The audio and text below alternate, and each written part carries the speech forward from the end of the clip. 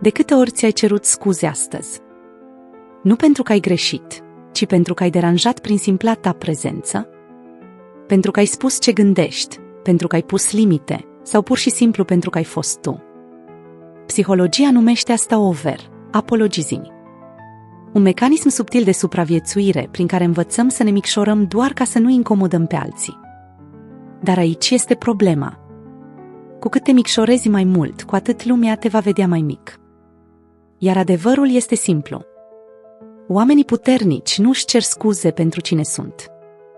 Dacă vrei să trăiești o viață liberă, autentică și liniștită, există 12 lucruri pentru care nu trebuie să-ți ceri scuze niciodată. Ascultă cu atenție, pentru că unele dintre ele îți pot schimba viața. 1. Iubirea.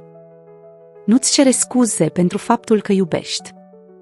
Dragostea nu este slăbiciune. Este curaj. Într-o lume în care oamenii se protejează, se ascund și fug de emoții, tu ai ales să simți. Și asta te face diferit. Nu contează dacă ai fost rănit. Nu contează dacă nu a fost reciproc. Faptul că ai iubit înseamnă că ai trăit. 2. Puterea lui nu. Nu-ți cere scuze pentru că spui nu. Nu este o graniță. Nu este protecție. Nu este respect de sine. Fiecare de-a spus împotriva ta te îndepărtează de viața ta. Și ține minte asta. Cei care se supără când spui nu erau obișnuiți să profite de tine. 3. Visurile tale. Să nu-ți cere scuze pentru visurile tale.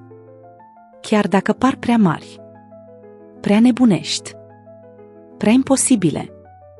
Visurile nu sunt create pentru a fi înțelese de alții. Sunt create pentru a fi trăite de tine. Nu cere permisiunea nimănui să devii cine ești. 4. Timpul cu tine.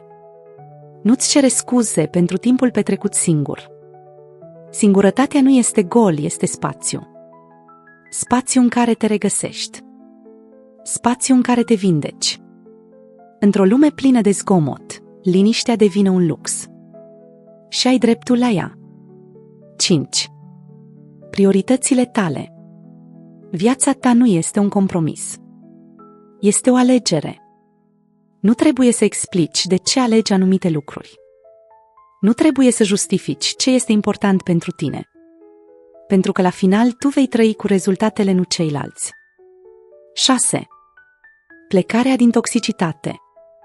Nu-ți cere scuze pentru că ai plecat. Uneori, cel mai greu pas este să alegi să te alegi pe tine. Să pleci dintr-o relație, dintr-un mediu, dintr-o viață care te distrugea. Nu este egoism. Este salvare. 7. Imperfecțiunile tale. Nu-ți cere scuze pentru că nu ești perfect. Perfecțiunea este o mască. Autenticitatea este putere. Nu încerca să fii acceptat de toți, pentru că atunci nu vei mai fi tu. 8. Convingerile tale nu-ți cere scuze pentru ceea ce crezi. Într-o lume în care toți încearcă să fie la fel, a fi diferit este un act de curaj. Nu trebuie să fii înțeles de toți. Trebuie doar să fii sincer cu tine. 9. Curajul de a nu ști.